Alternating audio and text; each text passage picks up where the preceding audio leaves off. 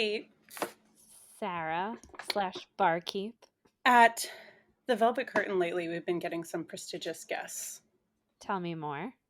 We had, did you ever play Mortal Kombat when you were a kid? Do I seem like I played Mortal Kombat when I was a kid? Excellent point. We had a guy from Mortal Kombat, and he sat with us and he drank with us. We all also had the Canadian Space Pope recently Interesting. grace our doorstep. Interesting. And I had one of my trusted bartenders make him the cocktail that we were talking about last time, the light beer with a little bit of water. I'm very familiar. And he added some maple syrup to it. Interesting. Is that the cocktail this week with the addition of maple syrup, or is it something totally different? No, that was a specialty just for the Canadian Space Pope. That's not for us. We brought in a special, like little plastic baggie of maple syrup, especially for the Canadian Space Pope. That doesn't seem like an efficient way to carry maple syrup. That's a great point as well. I didn't even think of that. But like, I guess you're right. Why not a tiny glass container or something? Listen, Kate, not everybody has tiny glass containers. Not everybody is, bougie like that. Some of us just have little plastic baggies. It's full of maple syrup. Yeah, well, not full. It was like a couple ounces in there. Interesting. Well, that sounds like it might have made the beverage more palatable, but I'm more interested in what you're serving me right now. More palatable, but it definitely was very palatable originally. That's what you meant to say, right? Yes. Yeah. Great. 100%. Tonight actually is a really good cocktail. Okay. I'm listening. Listen, it's not going to sound good, but I'm going to describe it to you, and it's actually a really good cocktail. It's grapefruit juice. It's lime juice. And we're doing well already, right? So it's tart. Yeah. Tart. Okay. And then it's cold brew. Like coffee? Yeah. Okay. It's like a grapefruit espresso kind of cocktail. And what type of container is it served in? A coupe glass, obviously. Mm-hmm. So this is way up your alley. Yeah, definitely. It's all the way up there. It's all the way up my alley. It's a little late at night for me to be having caffeine, but I'm ready. Yeah, well, I mean, I can give you a glass of water because as usual, this is the only cocktail that we are offering tonight. So you can either participate with the rest of the bar or you could have a glass of water. I think I'm going to participate with the rest of the bar, please. Great. I'll make you that. I'll just get ready to stay up all night. Maybe watch some Netflix or something. Do you see there's someone like lurking on the threshold of the bar? Oh. And I can't quite make it. Is that is that famed chess teacher and member of Spit&vigor theatrical company, Pete Oliver? I think it might be. What does it take to get some service around here? Come on over here, you old so-and-so. Pete. Everybody, how we doing? Doing good. How we doing? Pete, welcome to the Velvet Curtain. Oh, thank you for having me. That is not a euphemism. It's not a euphemism. I feel like that's been well established before. I don't know what it would be Oh, never mind, I do. Okay. Sorry. Well, that's enough. No apologies. I think I'll pass on the cocktail tonight. I have an early bedtime. Okay, glass of water all around. Cheers. Cheers, everyone. Cheers. I'll be drinking a glass of green chartreuse. Delicious. Isn't that kind of redundant? Does chartreuse mean green? Doesn't it? Oh, well, one thing we are not at Spit&vigor is French. It's true. I guess it's always green, right? Yeah, I guess it is. No, there's like a yellow chartreuse. Oh yeah, I guess I didn't realize that chartreuse, the color, derived from the color of the liqueur. I thought it was the chicken and then the Interesting. egg. I could have sworn that that chartreuse meant Ooh, I just like Googled a it. mauve color. I'm seeing a chartreuse womb chair, it's called, for Oh, $1,500. And a Interesting. Libertine Chartreuse velvet tie blouse, which is $1,700 from Could use Bergdorf that. Goodman. I think That our would be our whole budget for a show, but it would look good. but is it pink? No, it's not even. It's neither green nor yellow. It's gold. Huh. That's But I guess that's the misleading. Libertine Chartreuse. Can you explain what a womb chair is? That's new to me as well. It's a new piece of decor in my lexicon, but it's a chair. It's just a chair, really. Does it resemble a womb in any way? I can't really remember what the last womb I saw looked like. I was way younger, but I don't think so. It's been a while. It's been a while. I once saw a chair made of fake boobs. Sorry, At least say they that were again? fake. It Fake was boobs? a chair that fake boobs, yeah. Oh yeah, was that in that play? No, actually, are you talking about the like The sex one play at like at the the pit? pit? Yeah. No, I designed. Okay, There was a boob something in that. It was a boob table. I designed a set. Yeah, boob table. Neither practical, you know. Well, let me explain to Kate. I designed a set for what could be generously called a sex play. It was a play about not really sex itself, but it was a play about a guy who was like a connoisseur of sex toys, sexual experiences, I guess. And I made a table where I took nylon stockings, and they come in all different flesh tones. Yes, I do. Nylon stockings. I took a bunch of them and I filled them with rice, and then I tied them off, and then I made a little nipple, and I glued like a billion of them to a table so that a billion. Well, like a billion. I know, it was like it was like a completely baker's covered. dozen of boobs. More than a baker's. Wait, is a baker's dozen the 365 or the 13? That's 13. 13. More than 13 boobs, like way more. Less than 365.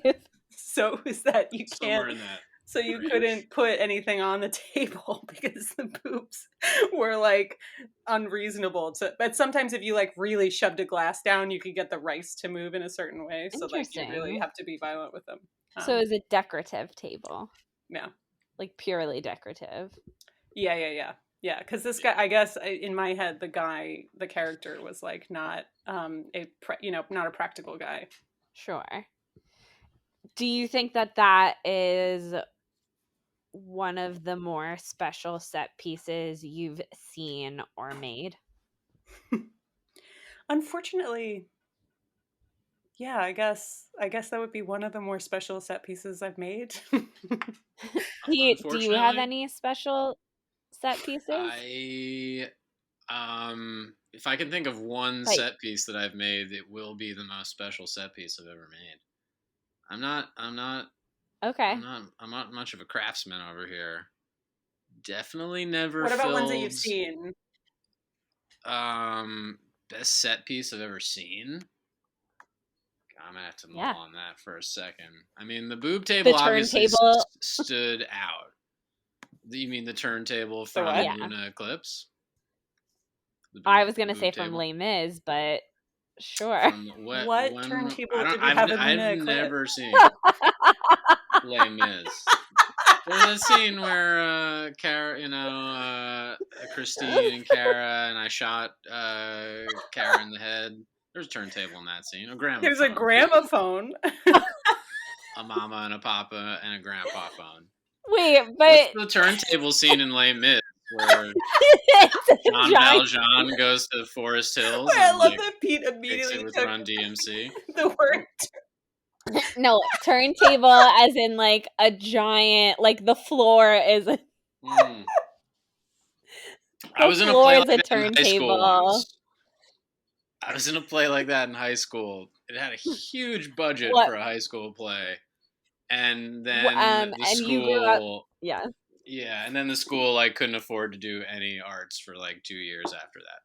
Oh my But it looked goodness! And really you grew cool. up. Didn't you go to LaGuardia? I did, yeah. That makes sense then. They Which weren't going to shell out for turntable money at good old Our Lady of Victory Parish. No. In So Pete, you grew up in New York. I did, yeah. And yeah. did you did you realize the like how famous the Fame School was when you went there? Actually, one of my teachers was the drama teacher in Fame. Did you know that? Meta. Oh yeah, Mr. Moody. Also, I'm sure you have. This is just, I don't know why I'm even asking this, but if you've seen the Marlon Wayans movie Dance Flick, Mr. Moody is parodied in Dance Flick, like verbatim. Apparently, he got very mad at Marlon Wayans. But yeah. I was aware. And what was the process of applying to LaGuardia? Like, was there an audition process? We were all like 12. Yeah. And we had to do monologues. Do you remember your monologue? I do. Can you do it? A little snippet for us. I did one from Glass Menagerie. I did the one, the son who's like, Mom, I go out at night because I can't take it anymore. You're too motherly. And then the other one I did was from, I play the Mystery of Irma Vep. No? Oh, you would love that play, Sarah. What is it? It's like, how there's like Theater of the Absurd, where like nothing matters. I think it's like Theater of the Ridiculous, where everything matters. And it's like a 8-character play that's meant to be played by 2 people, where it's just like rapid fire. You would love directing it in a black box with 2 rehearsals. It'd be really fun.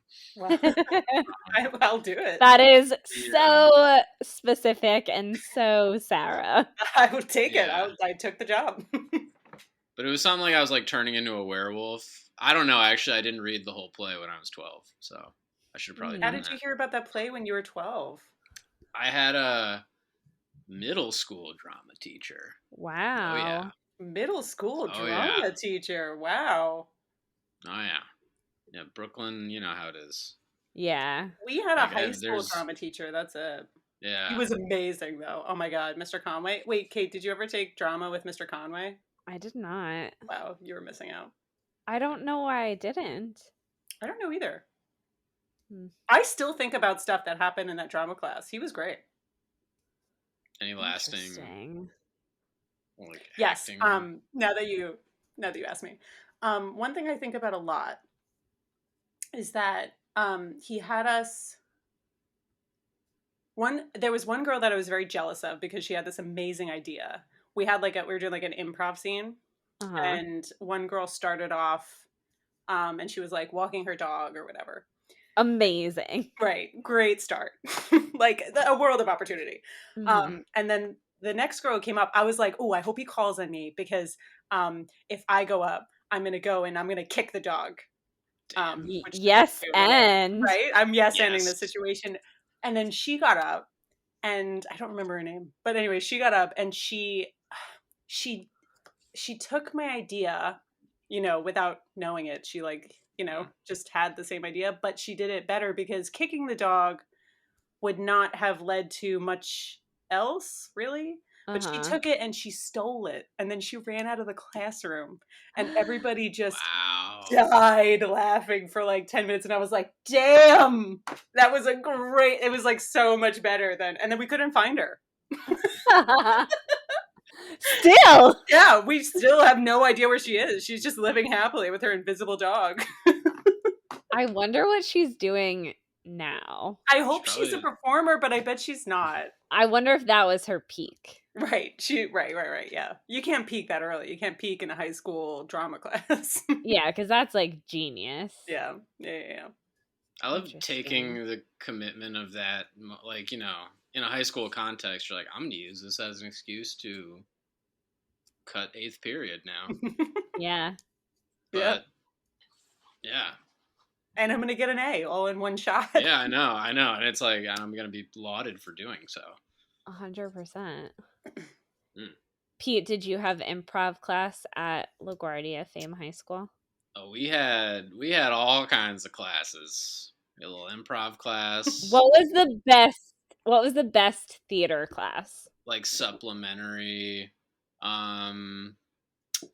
We did stage combat class. That's cool. Where we had like our final project was to like choreograph a fight.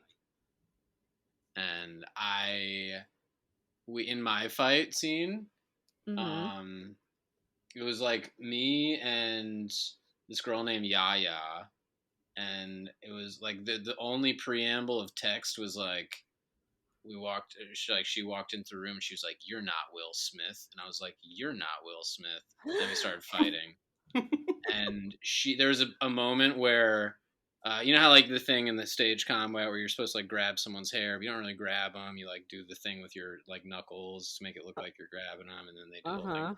So I was supposed stage secrets. Yeah. Oh, sorry. Don't tell anybody about those stage secrets. All right, listen. This is like you know, if you want all the secrets, buy my master class. But I hit my head against a locker.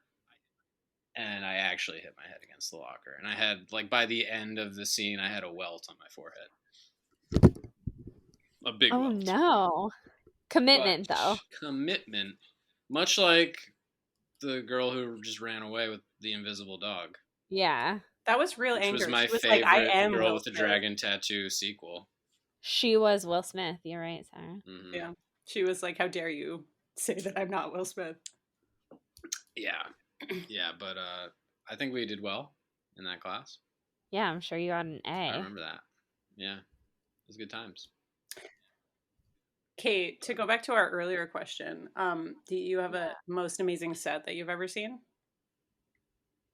Most amazing set that I've ever seen. We were talking about that, right? Yeah, we were. Just something I made up. We were.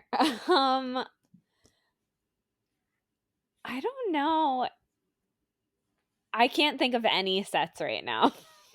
What about the one in Wicked? I mean, yeah, the Wicked set is great.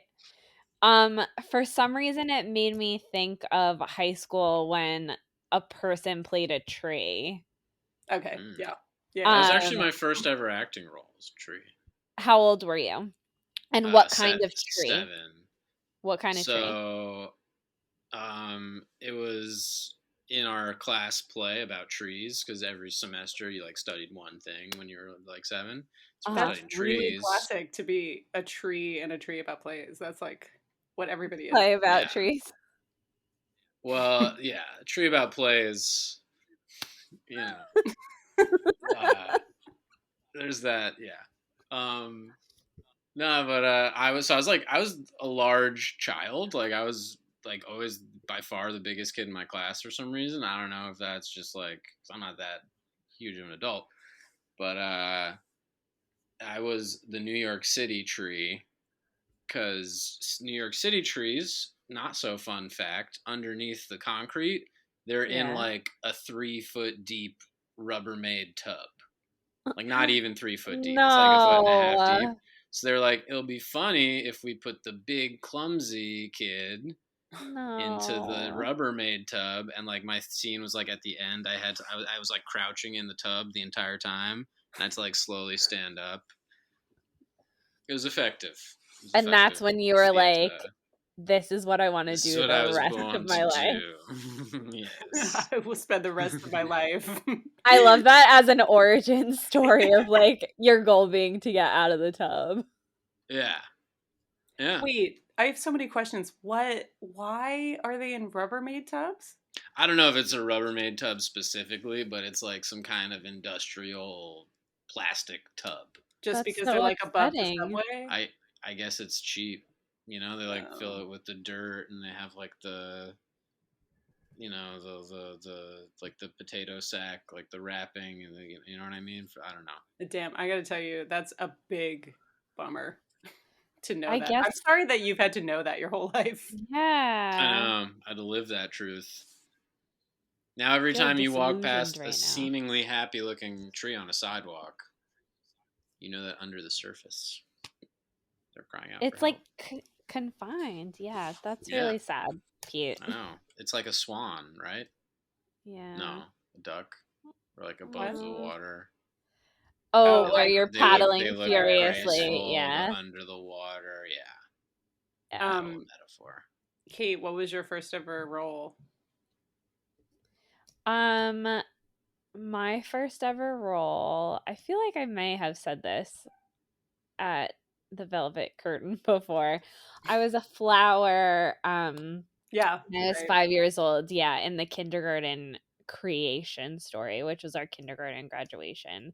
Every year they did a play, or actually a musical. There were songs about the creation story, and I was a flower. Like mine was a musical too, and I was the mother. Sorry, I've moved on to myself. Sorry, Pete. No, okay. She was over my story. I had heard it. I only asked you so I could tell you. Yeah, like we were gonna ask you, Sarah. Well, you didn't ask me last time. Oh my goodness! What I'm was sorry. The creation story. Sorry, did you want to? I assume creation of human race. Yeah, okay. Yeah. That was in OLV. That was in like the Catholic school. It was in Catholic school. Yeah. See, that's it was on the stage where. You, Sarah. Yeah. Sorry. Oh, I know. It was on the stage where Sarah and I performed together many, many times. So like, my origin story was like where I performed for like 15 years. The creation of a lifelong relationship. Yeah. Oh, it really was. That stage was home. So when we would have our community theater productions, that was like a whole different story because there was always like 5 people in the audience. But when you went to go see plays like what Kate's talking about, because I used to work in the church, and every once in a while, the leader of the youth, it was a very like haphazard run institution, and every once in a while, the leader of the youth ministry would like pull me out of my job as a sacristan, which is nothing, to like run tech for like the like talent show at Our Lady of Victory, or the like the 4th grade or whatever I was in that talent show. Well, I would run tech, and let me tell you, when you talk about wild audiences, those audiences were like, it was like looking out on like a beehive. Like everyone was constantly like moving and talking. It was crazy. Yeah, people love seeing their kids and stuff. Yeah. But Sarah, I'm dying to know your first role. No, I don't want to tell you now. I heard you start. You were a mother. I was a mother muskrat. And I was a mother muskrat, and I had muskrat babies 4 or something, some number. I think 4. I'm gonna have to look up what a muskrat looks like. Yeah, I was gonna just do the same thing.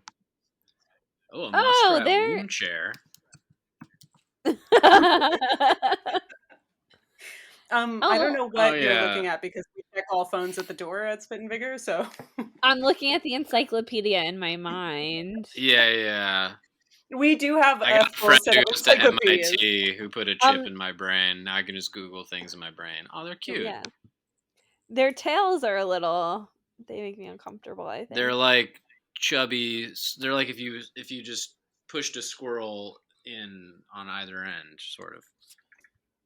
Yeah. They're chubby squirrels, and they're kind of rat looking. Do they not look like beavers? Yeah, they're like beaver, I feel like rat, they look squirrel, more like hybrids. I'm gonna say beavers with rat tails. That's a cool first role, Sarah. That's pretty cool. Thanks. My second role was Delaware. Ooh.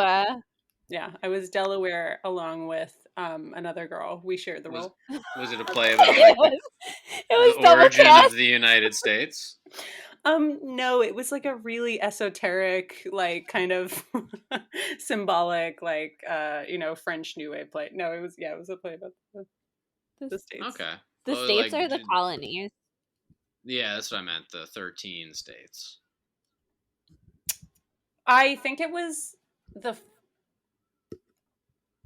maybe it was the formation of the first colonies, because we definitely wore like bonnets and skirts. Oh yeah. So Delaware was a big player in that. Mm-hmm. Mm-hmm. Oh yeah. Yeah. Yeah, big enough to share the role, I think. Yeah. Yeah, definitely. I have a Pete. I have a Pete question. Okay. At Fame High School LaGuardia. Yes. Was it like a huge deal to be in a main stage play or musical? It was yeah, like I mean, it wasn't like you walked around like you were I mean, it kind of actually was. Like if you were the lead in the musical, you were like the high school quarterback kind of thing. You know what I mean? And what musicals did they do during your time there? All right, they did they did West Side Story my first year. Were you in it? No. The freshmen aren't in it. Okay. Then they did Hair. Fun. Yeah. Wasn't in that either. Then they did Ragtime. People call it Ragtime. Yeah. And then I was in City of Angels. Ooh, okay. I could see that. I could see that.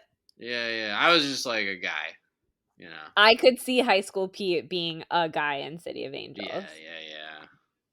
I had one little number where there were only like 4 of us on stage. I can't remember it though.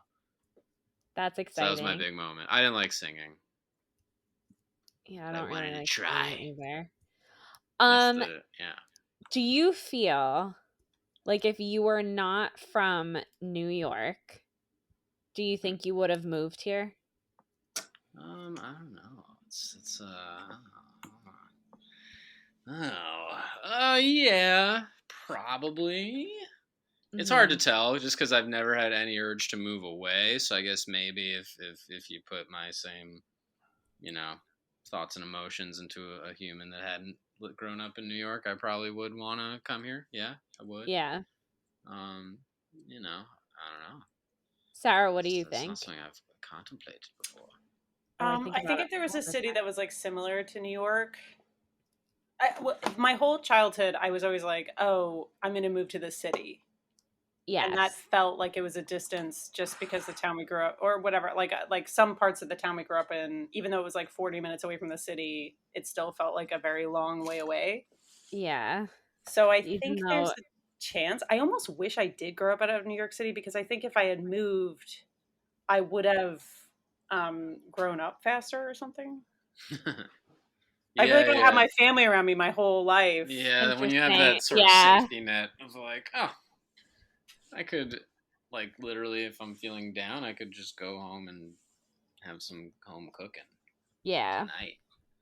And I regularly have, like, dinners with my family, which I wouldn't if I lived, somewhere else. What about you, Kate? Yeah.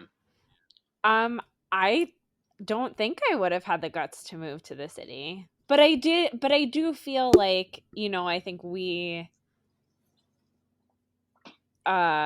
did travel into the city like alone, fairly young-ish or something like that. So I don't know. I think I probably would not have had the guts to move to the city, and I really admire everyone who does do that. I do too, yeah. Are all y'all like second generation New Yorkers or third, or were the parents and grandparents also New Yorkers as well? So my parents were both born in Queens, and then my dad's parents are from Ireland, and my mom's parents grew up in Brooklyn or Queens, I think. Oh my gosh, guys, I did an Ancestry DNA test and got my results back this week. Oh my God, Caitlin. Oh, that's not good. What are you doing sending your DNA to people? China's gonna send you like you designer drugs now that are like catered to your RNA.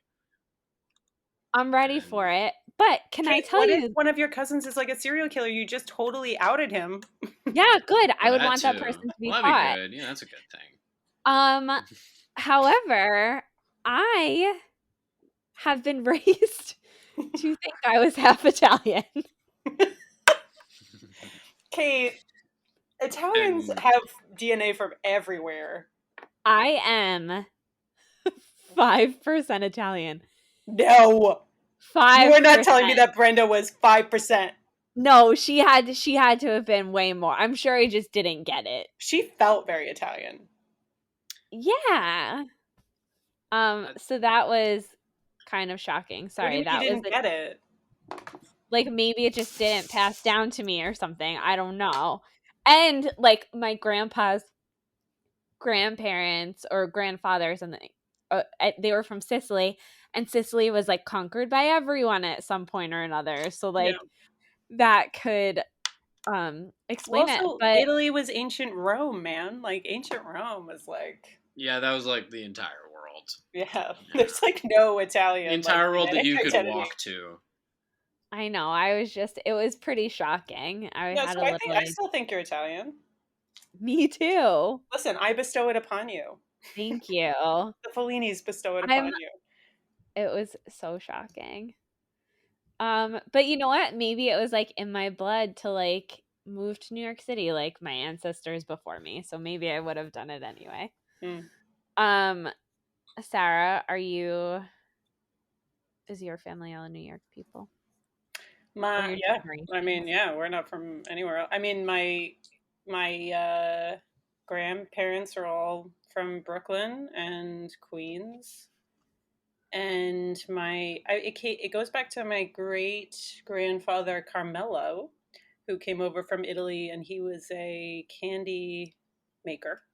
Mm-hmm. What kind of candies? Like 1910s type candy, like basically, you ever seen those big, when they would take those like big strips of sugar and then they would like they kind of like put it under a wheel and they make those like long, and then they slice them and it's like those little sucking candies. That seems familiar. Yeah, but like all kinds, you know. Have you tried to make candy?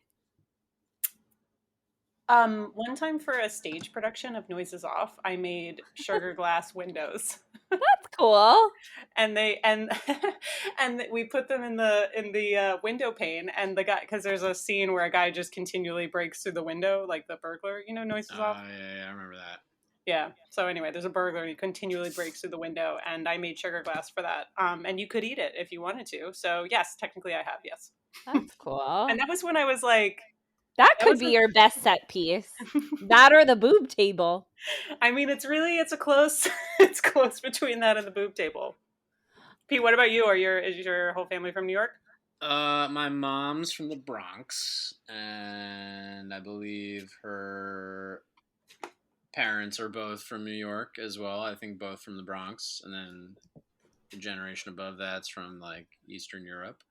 My dad's from England, so like your dad is from England. Yeah. Interesting. So he moved here. Maybe I would have done the same if I was in his shoes. Yeah, it's in your blood. We're all supposed to be in New York, I guess. Yeah. I was telling Sarah before I was going to ask you about documents. Wait. Let me ask you about Caitlin. I'm sorry. No. Sorry, I was starting like a scene. A segue. Caitlin. Sarah. Caitlin, don't you have some documents that you need to give to do. Pete? I do have documents. Yeah. Let me get my pen. Mm-hmm. Sometimes I try to come prepared for visitors at the Velvet Curtain, and I've written some pretty profound things and challenging questions that I would like to ask you, Pete. Okay. And Pete, that was not that answer did not have the profundity that Kate's tone was implying. Well, I feel like it meets the level of the question that apparently wrote down months ago. For Pete? Just for anyone who comes to visit. Do you drink at the theater? Oh. You mean like while I'm acting? While you're an audience member. Oh, honestly, I used to. Mm-hmm. But then I had like I went to this one awful like night of short plays. Okay. Where it was in some, not like, spit&vigor's double features. It wasn't spit&vigor's. It was in like someone's like fucking apartment. Sorry, are we allowed to curse on this podcast? Yeah. And who had like he created like a little. I don't want to say anymore because it's probably like only one dude who's done that. But I was like having a couple beers for this evening of short plays, and the only exit was like you had to walk through the stage, and there were like 7 people in the audience, so I had to be like, "Hi guys." Anyway, long story short, I had to hold it for like 2 hours, and I was like, I can't do this ever again. So I don't. Wow. I don't drink for like 2 hours before I go see a show. I do like if I'm going to get a colonoscopy, yeah. I'm like, I'm not having anything. I need my system. I don't want to have any incidences here. Like Stanley Kowalski, hold that thought. I gotta go tinkle. Like I'm team no drink at a theater because I'm afraid that I'm gonna have to pee. Sarah, what about you? Now I'm kind of embarrassed to say, but I think some of the only times I ever drink, because I really don't drink that much, but some of the only times I ever drink is when I'm about to perform or about to see a show. Oh yeah, that's okay. If you're in the show. I don't really. I got access to a bathroom. By all means, go for it. I do scope that out. I do scope out whether or not you gotta scope that out too. I've also trained my bladder because I've had a lot of incidences where I've had to pee really bad, and so now I'm just a person that I went to a anyway. I don't know. Tell us. I went to a bladder specialist, and I was like, "Sir, I am peeing more than is natural," and he was like, "You just gotta train your bladder." He was like, "You just pee too much because you think you should." Because you maybe can. So it's like Jedi mind. He was like an I've old done guy. I had one incident where like my bladder didn't fail me. I was Pete, you went out for a second. But now psychologically, every time. Came back. Wait, Pete, you gotta go back. Pete, you have to go back. You left. You backed out of the room for a second, and then came back in. It was really great, but now you have to start your story again. Oh, did you have to run to use the restroom? My audio. What happened? That's why you can't drink in the middle of a conversation either. It was at the beginning of the story you were telling. Oh wait, have I been contributing to the audio? When was the last thing I said? Sarah was talking about her bladder, and then you were gonna say something. Oh yeah, no, nothing. I was just like, it happens to you once. No, it happened the one time you get stuck in some terrible evening of short plays in some guy's apartment, and now every time where it's like the lights start to dim inside, I'm like, okay, buckle up, here we go, bladder. Are we gonna make it? Yeah. Sometimes I think though you psych yourself out to have to pee because you're I better not pee because it's a whole thing. But if you're just like, look, I can do what I want. This is America. I can leave the place if I want to. I find that if I do that to myself, I don't have to pee. That doesn't help me. Yeah. Really, I respect that. Yeah. I lose patience with actors Kate, now. When I went to go see. Really? I'm like, pick up your cues. It's all about you. Come on. Come on. You don't need to cry right now. Kate, when I went to go see you in Occupy Zuccotti Park the musical. I remember walking in there and scoping out. I was like, yes, there's a bathroom right there. I'm gonna be fine. Yeah. It's always good to to the exits and the bathrooms. I hate peeing at intermission too. Too much pressure. Yeah, but you just have to be the first person there. You have to leave immediately. You do. And that's why you always take an aisle seat. Especially at I haven't seen a Broadway show in forever, but like, man, those bathroom lines. Yeah. If you leave if you just elbow a couple old ladies, you just line. And you're on Broadway, you can tell because you can see the ushers kind of start to like make moves, and I'm like, oh, the play's about to end. Cool. But you can also tell. You can tell by you've seen a button on a scene before, like you can tell when they're wrapping it up. But sometimes people don't know how to, on a button. It's true. Pete, what was the last show you saw before the pandemic started? Like theater?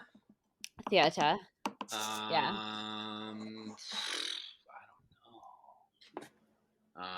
Give me a minute to mull that over. Actually, no, I do remember. I saw a friend of mine's play at the New Ohio. Oh, fun. Yeah. Yeah. Yeah, that was in late February.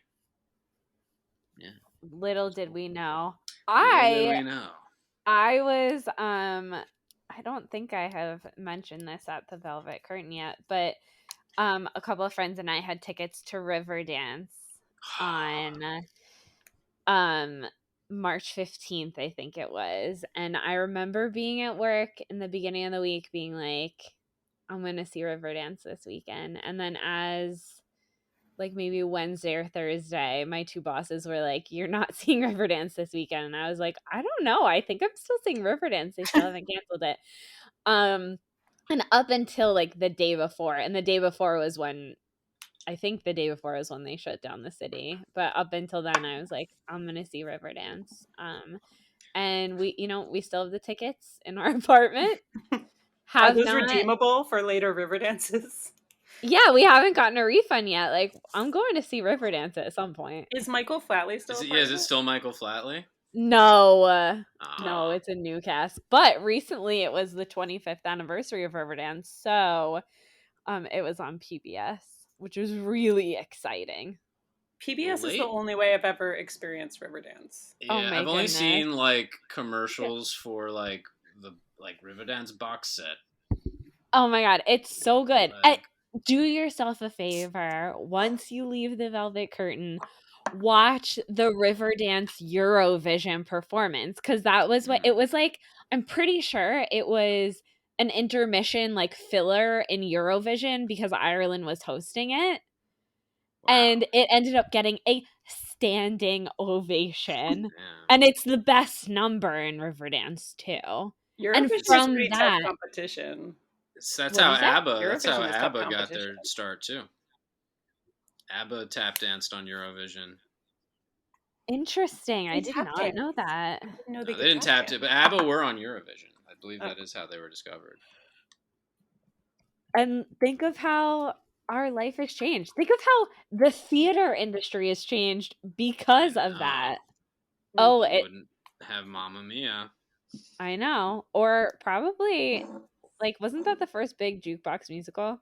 Oh, also Chess, the musical. Yeah. Was written by members of ABBA.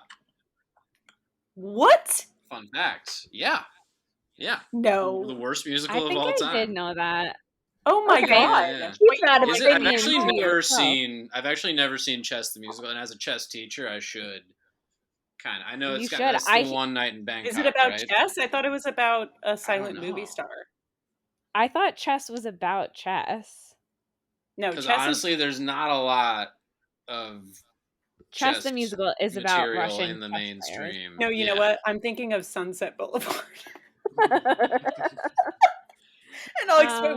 Wait. I have a good reason why. Because I had 3 CDs when I was little of musicals, and they were Chess for whatever reason, Sunset Boulevard and Les Mis. So sometimes I get them mixed up. Me too. So Chess is actually not about a silent movie star. No, it's actually about chess. What? Okay, so those those were your introductions to theater. Pete, what was your introduction to musicals? I love that I'm just not allowed to talk. To musicals? Actually, I've never been a big fan. Sorry, guys, but I remember the first one I ever saw was called 1776 on Broadway. Yeah, I was like 6 years old. Was that was your first Broadway show? I napped through the whole thing, and then we saw Jesus Christ Superstar with my grandma. Excellent. And yeah, musically, it's about it. Jesus Christ Superstar, so good. Chess, so good too. Never seen Chess. Never seen it. I've only heard it. Well, I hear they're making a musical out of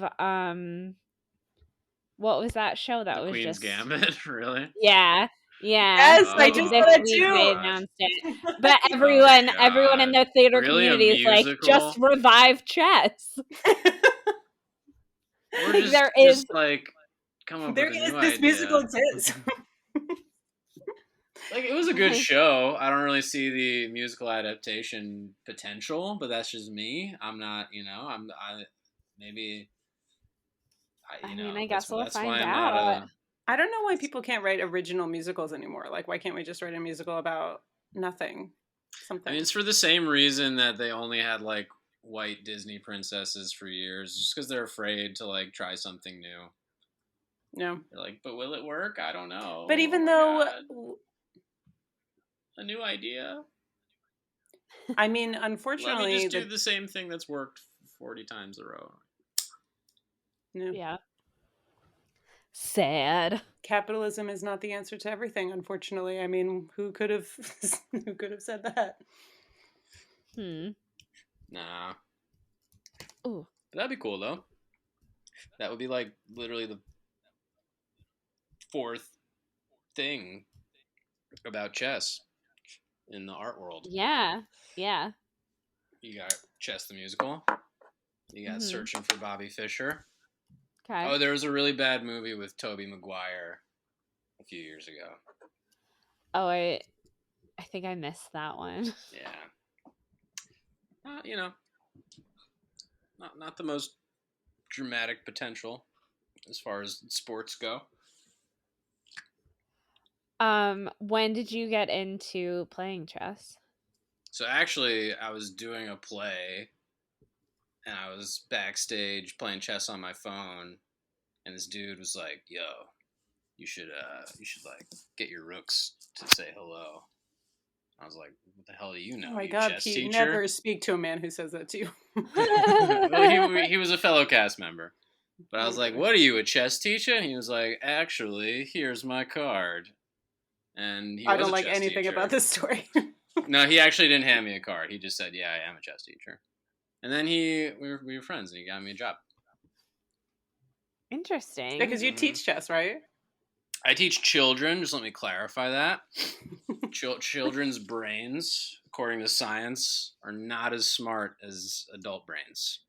So I'm able to take what limited knowledge I have, and that's more than they can handle. So I look smart, and I'm able to teach chess because of that. But yeah. I'm sure you're a very good chess teacher. Do you ever sing the songs from chess to them? No, I should probably... While you're teaching? I don't know if I want to break down the symbolism behind One Night in Bangkok. But I'll look into it. If there are virtues to be extracted from the song. I'm gonna look up the lyrics right now. Sing one song from chess, because I'm like, what? Who? Everything Is that from chess? No, that's Miss Saigon. Is that Miss Saigon? No, that's not Miss Saigon. It's from chess. It's from chess. It's from chess. Is it? Yeah. Yeah, it is. Yeah, it is. You're thinking of The Heat Is On and Saigon. Yeah,